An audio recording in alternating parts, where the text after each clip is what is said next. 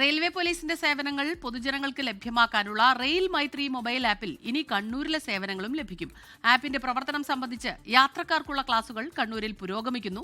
അജീഷ് ജയകുമാർ തയ്യാറാക്കിയ റിപ്പോർട്ടിലേക്ക്.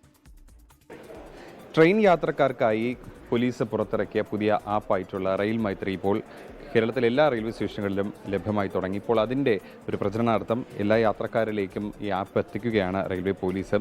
എന്താണ് ഈ ആപ്പ് പ്രധാനമായിട്ട് ഉദ്ദേശിക്കുന്നത്? എന്തൊക്കെ സേവനങ്ങളാണ് ആപ്പിലൂടെ ലഭിക്കുന്നത് യാത്രക്കാർക്ക്? നമ്മുടെ കേരള പോലീസിൻ്റെ ഔദ്യോഗിക ആപ്ലിക്കേഷനാണ് പോൾ ആപ്പ്.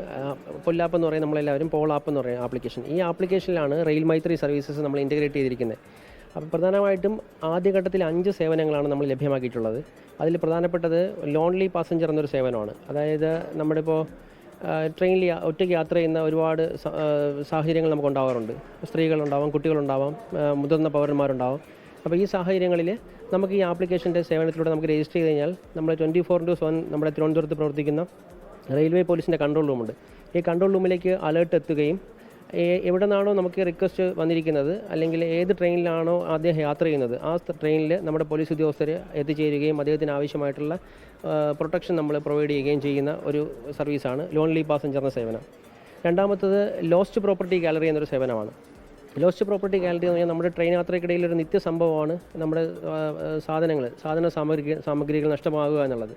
അപ്പോൾ ഈ സാഹചര്യത്തിൽ ഏതെങ്കിലും പോർട്ടർമാരോ ക്ലീനർമാരോ റെയിൽവേ സ്റ്റാഫോ ടിമാരോ ഒക്കെ പോലീസിനെ ഈ നഷ്ടപ്പെട്ടു പോയ സാധനങ്ങൾ എത്തിക്കുന്ന ഒരു പതിവുണ്ട്. അപ്പോൾ ഈ സാഹചര്യങ്ങളിൽ നമ്മൾ ഈ നഷ്ടപ്പെട്ട് പോലീസിൻ്റെ കയ്യിൽ കിട്ടുന്ന സാധനങ്ങളുടെ ഒരു പ്രോപ്പർട്ടിയുടെ ഫോട്ടോ ഞങ്ങളെടുത്ത് ഈ ആപ്ലിക്കേഷനിൽ അപ്ലോഡ് ചെയ്യും. അപ്പോൾ ഇത് പൊതുജനങ്ങൾക്ക് കാണാൻ പറ്റും, യാത്രക്കാർക്ക് കാണാൻ പറ്റും. അപ്പോൾ യാത്രക്കാർ ഈ ആപ്ലിക്കേഷൻ പരിശോധിക്കുമ്പോൾ തങ്ങളുടെ കയ്യിൽ നിന്ന് യാത്രക്കിടയിൽ നഷ്ടപ്പെട്ടു പോയ സാധനങ്ങൾ ഉണ്ടെങ്കിൽ അത് കൺസേൺഡ് ആയിട്ടുള്ള പോലീസ് സ്റ്റേഷനിൽ കോൺടാക്ട് ചെയ്ത് അവർക്ക് ഈ സാധനങ്ങൾ എത്രയും വേഗത്തിൽ തന്നെ തിരികെ ലഭിക്കാനുള്ള ഒരു സംവിധാനമുണ്ട്.